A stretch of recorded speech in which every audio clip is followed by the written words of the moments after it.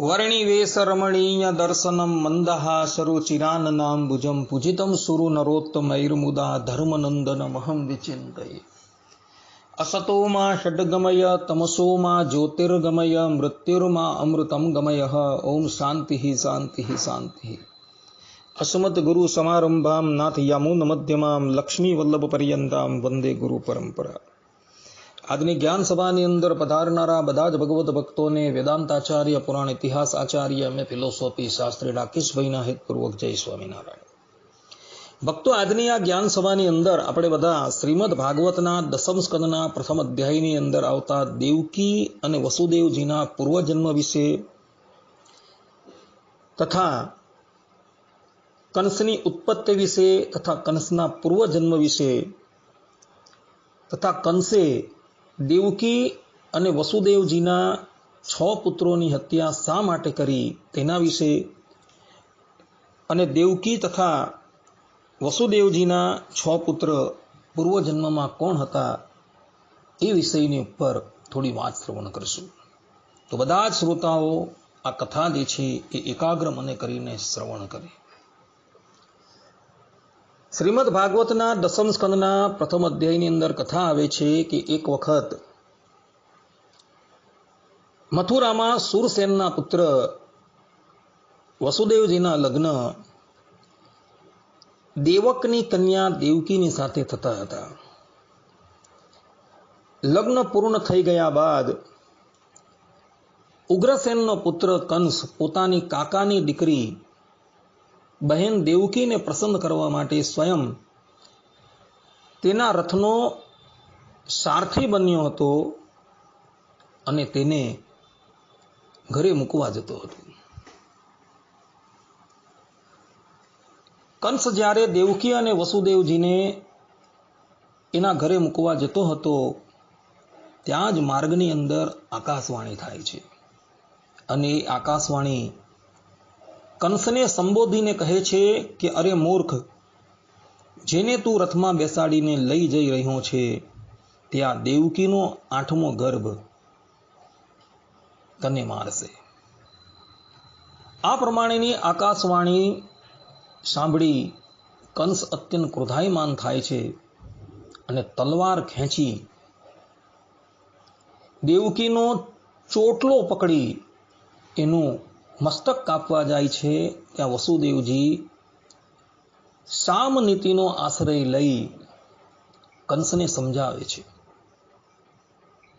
અને એને કહે છે કે રે કંસ, તને દેવકી થકી તો કોઈ ભય નથી ને? દેવકીના પુત્ર થકી ભય છે। તો જ્યારે દેવકીના બાળકો થશે એ બાળકો હું લાવીને તને અર્પણ કરી દેવીશ। આ પ્રમાણે જ્યારે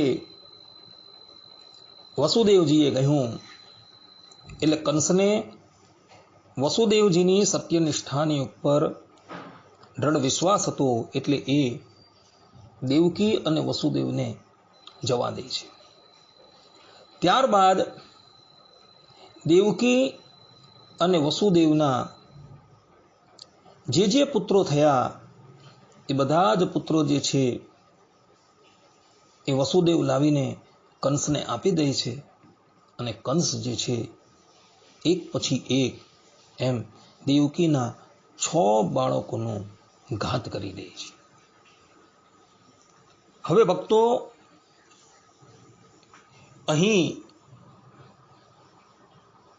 શંકા એ થાય છે કે દેવકી અને વસુદેવજી પૂર્વજન્મની અંદર કોણ હતા તથા દેવકી અને વસુદેવે એવું કયું કર્મ કરેલું હતું કે જેને લઈને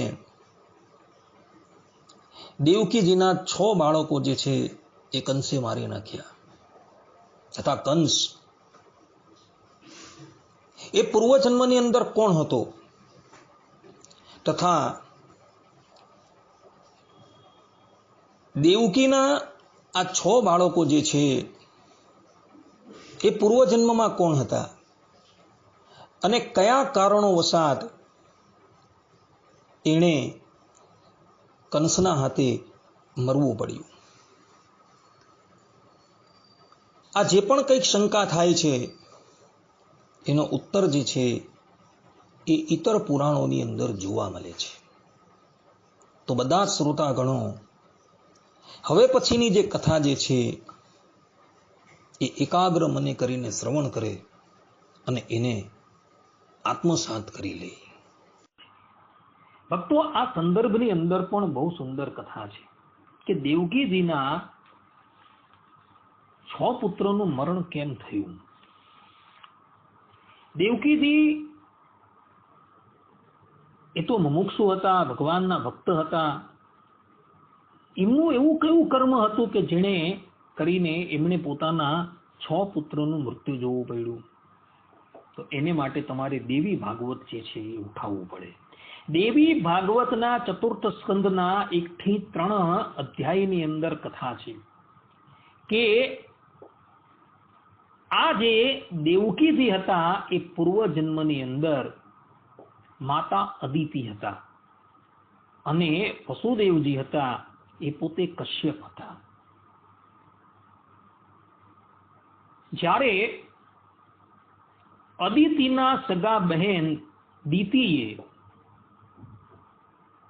પોતાના ભર્તા અર્થાત કે પોતાના પતિ કશ્યપજીની અતિશય સેવા કરી અને એ સેવાના ફલરૂપે એમના થકી ઇન્દ્રનો ઘાત કરે એવા પુત્રની માંગણી કરી અને કશ્યપજીએ એને એ સંબંધી અનુષ્ઠાન બતાવ્યું અને દિતિજી પૂર્ણ નિષ્ઠાથી એ અનુષ્ઠાનનું પાલન કરતા હતા. ત્યારે અદિતિજી એ ઇન્દ્રને પ્રેરણા કરે છે કે ઇન્દ્ર, અત્યારે મારી બહેન અને તારી માસી જેના થકી તારું મૃત્યુ થાય એવા પુત્રને પ્રગટ કરવા માટે અનુષ્ઠાન કરે છે. માટે અનુષ્ઠાન પૂર્ણ થાય એ પહેલા જ તું એ ગર્ભની અંદર રહેલા બાળકની હત્યા કરી દે.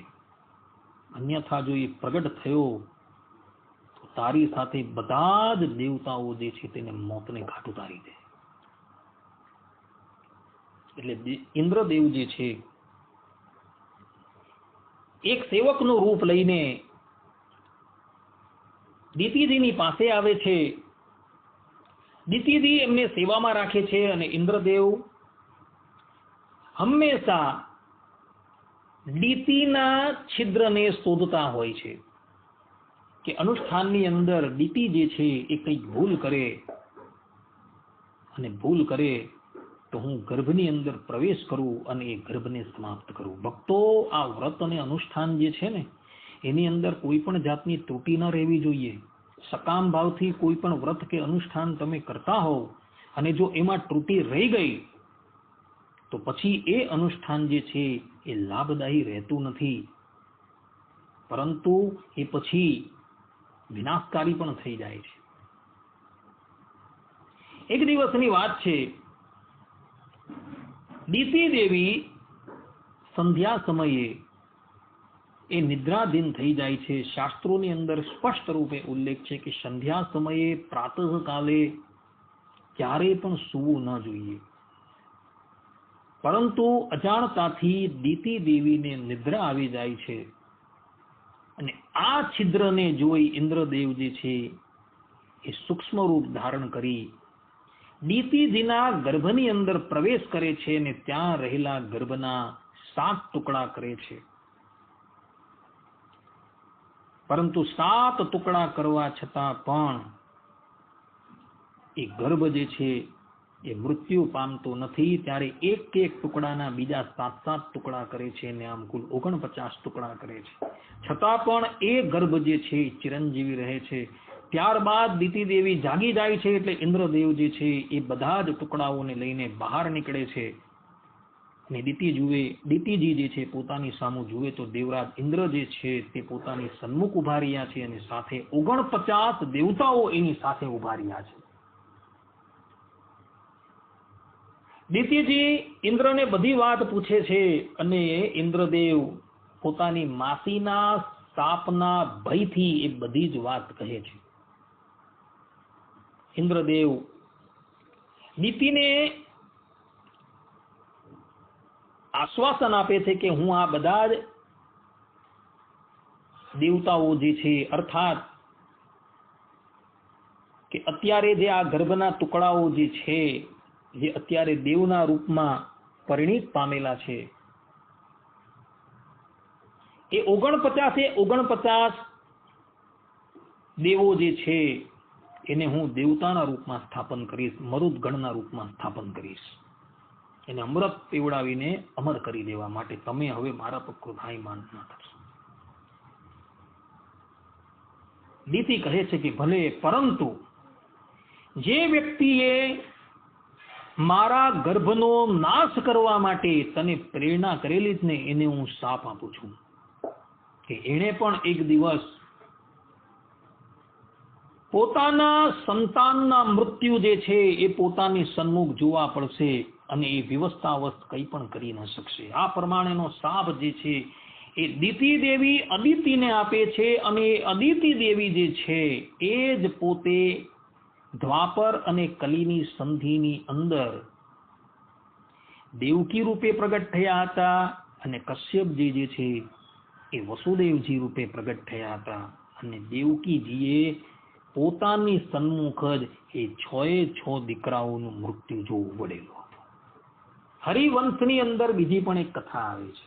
કથા એવી છે કે પ્રહલાદજીના સંગને લઈને હિરણ્યકશિપુના વંશની અંદર 6 બાળકો પ્રગટ થયા હતા અને એ 6 બાળકો જે છે એ પ્રહલાદજીના સંગને લઈને ભગવત ભક્ત બની ગયા હતા. અને એ 6 બાળકો જે છે એ કાલનેમી નામના અસુરના પુત્રો હતા. હિરણ્યકશિપુના વંશમાં ભલે પ્રગટ થયા, પરંતુ પ્રહલાદજી જેવા સાધુનો સમાગમ એને પ્રાપ્ત થયો એટલે એ લોકો ભગવાનના પરમ ભક્ત બની ગયા. હિરણ્યકશિપુએ એને વારંવાર ભગવાનના માર્ગે જતા અટકાવ્યા, પરંતુ એ 6 બાળકો હિરણ્યકશિપુની વાત સાંભળવા તૈયાર નથી. ક્રોધાયમાન થઈને હિરણ્યકશિપુએ એને શાપ આપી દીધો કે જાઓ, મારો શાપ છે કે તમારા 6 નું મૃત્યુ જે છે એ તમારા પિતાના હાથે થશે. આમ કહે છે. અને ત્યારબાદ એમ કહેવાય છે કે બાળકોને શાપ મળતા એ બાળકો જે છે એ પોતે જ બાલ્ય અવસ્થાની અંદર પોતે સુષુપ્તિની અંદર લીન થઈ જાય છે અને સુતલ લોકની અંદર બલિ રાજાની પાસે એ રહેતા હોય છે. આ તરફ દેવાસુર સંગ્રામની અંદર ભગવાન વિષ્ણુ કાલનેમી નામના અસુરને મોતને ઘાટ ઉતારે છે. આ વાત જે છે હરિવંશમાં લખેલી છે. અને એ જ કાલનેમી અસુર જે છે એ શુક્રાચાર્યજીની સંજીવની વિદ્યાથી પુનઃ જીવિત થઈ જાય છે અને ઘોર તપસ્યા કરે છે. અને તપસ્યાથી પ્રસન્ન થયેલા મહાદેવજી એને વરદાન આપે છે. ત્યારે કંસ કહે છે, અર્થાત કે કાલનેમી કહે છે કે હું બધા જ દેવતાઓને જીતી લઉં એવો વરદાન તમે મને આપો. ભગવાન શંકર કહે છે કે હવે પછીના જન્મની અંદર તું મથુરાપુરીને વિશે કંસ રૂપે પ્રગટ થશે, તે જન્મમાં તું બધા જ દેવતાઓને જીતી લેશે. અને એ જ કંસ જે છે, અર્થાત એ જ કાલનેમી અસુર જે છે એ કંસ રૂપે ઉગ્રસેનને ત્યાં પ્રગટ થાય છે. અને પેલા જે સુષુપ્તિની અંદર રહેલા જે બાળકો જે હતા, જેને હિરણ્યકશિપુનો શાપ હતો, એ એક પછી અદિતિ જે દેવકી રૂપે પ્રગટ થયા હતા તેના ગર્ભની અંદર આવે છે અને ગર્ભમાંથી પ્રગટ થાય છે. અને જે કાલનેમી નામનો અસુર હતો, જે કંસ રૂપે પ્રગટ થયો હતો, જે પૂર્વ જન્મમાં આ બાળકોનો પિતા હતો, એ જ કાલનેમી અસુર જે કંસ રૂપે પ્રગટ થયો છે બધા બાળકોનો વધ કરે છે, અને વધ કરે છે એટલે બાળકો પુનઃ બધા સુતલ લોકની અંદર ચાલ્યા જાય છે અને પાછા સુસુપ્તિની અંદર લીન થઈ જાય. અને ભગવાન શ્રી કૃષ્ણ જ્યારે દેવકીજીના અનુરોધથી એ બાળકોને પુનઃ લઈને આવે છે અને બાળકો જે છે એ માતા દેવકીનું સ્તનપાન કરે છે અને 6 બાળકો ભગવત ધામમાં ચાલ્યા જાય છે. આખી કથા હરિવંશની અંદર છે. એટલે માટે કંસ દ્વારા આ 6 બાળકો જે છે એ મરાયા હતા. એમાં કારણ જે છે આ કથા આખી બતાવેલી છે. જે લોકોએ જોવું હોય ત્યાં દેવી ભાગવત ચતુર્થ સ્કંદ અધ્યાય 1 થી 3 અને હરિવંશ જે છે એ હરિવંશ વાંચી લે. એમાં આ કથા આપેલી છે. આ કંસ જે છે ને એ કંસના પ્રાગટ્યની કથા પણ હરિવંશની અંદર આપેલી છે. કહેવાય છે કે એક દિવસ આ કંસની માતા ઉગ્રસેનની મનાઈ હોવા છતાં પોતાના પિતાના ઘરે જાય છે અને એ વખતે એ પોતે રજસ્વાલા અવસ્થામાં સ્નાન કર્યા બાદ પોતાની સખીઓની સાથે એક પર્વતની ઉપર વિહાર કરવા માટે જાય છે. એ જ સમયે આકાશની અંદર વિચરણ કરતો દુર્મિલ નામનો અસુર જે છે એ એનું રૂપ જોઈને મોહિત થઈ જાય છે. અને આ દુર્મિલ નામનો અસુર જે છે એને એવું વરદાન હોય છે કે તું કોઈ પણ મનુષ્યનું રૂપ જે છે એ ધારણ કરી શકશે. એટલે એ ઉગ્રસેનનું રૂપ લઈને આ કંસની માતાની પાસે આવે છે. એકાએક પોતાના ભર્તાને પોતાની સન્મુખ જોયા એટલે આ અતિશય પ્રસન્ન થાય છે. ત્યારબાદ આ દુર્મિલ જે ઉગ્રસેનનું રૂપ ધારણ કરીને આવેલો હતો તે કંસની માતાને લઈને ગુફામાં પ્રવેશ કરે છે અને ત્યાં એની સાથે સમાગમ કરે છે. પરંતુ કંસની માતા જેવો એનો સ્પર્શ કરે છે ત્યાં જ એને ખબર પડી જાય છે કે મારા ભરતા જે છે એ આટલા તેજસ્વી ન હતા. એની અંદર આટલું બધું તેજ અને એનો ભાર આટલો બધો ગુરુ કેમ છે. એને શંકા થઈ જાય છે. છતાં પણ આ દુર્મિલ નામનો રાક્ષસ જે છે અસુર છે એની સાથે બળજબરીથી સમાગમ કરે છે અને એનું વીર્ય જે છે એ આ ઉગ્રસેનની ભાર્યાના ગર્ભની અંદર જતું રહે છે અને એ વીર્ય દ્વારા આ કાલનેમી અસુર જે છે એના ગર્ભની અંદર પ્રવેશી જાય છે. ત્યારબાદ આ કંસની માતા જે છે એ આ દુર્મિલ નામના અસુરને ખૂબ ફટકારે છે. પરંતુ એ પોતાનું કાર્ય કરીને ત્યાંથી જતો રહે છે અને જતા જતા કહી જાય છે કે તારા થકી એક અતિશય બળવાન એવો પુત્ર જે છે એ પ્રગટ થશે અને સંપૂર્ણ ત્રિલોકીને જીતી લેશે. અને એ જ પછી 9 મહિના પૂર્ણ થયા બાદ એ ઉગ્રસેનના ભાર્યા થકી એ જ કાલનેમી નામનો રાક્ષસ જે છે અસુર છે એ કંસ રૂપે પ્રગટ થયો હતો. આ વાત હરિવંશની અંદર લખેલી છે ભક્તો. એટલે કંસના પ્રાગટ્યની અંદર આવી કથા છે અને કંસને પણ ખબર હતી કે હું પૂર્વે કાલનેમી નામનો અસુર હતો અને દેવાસુર સંગ્રામની અંદર ભગવાન વિષ્ણુએ મારો વધ કરેલો હતો.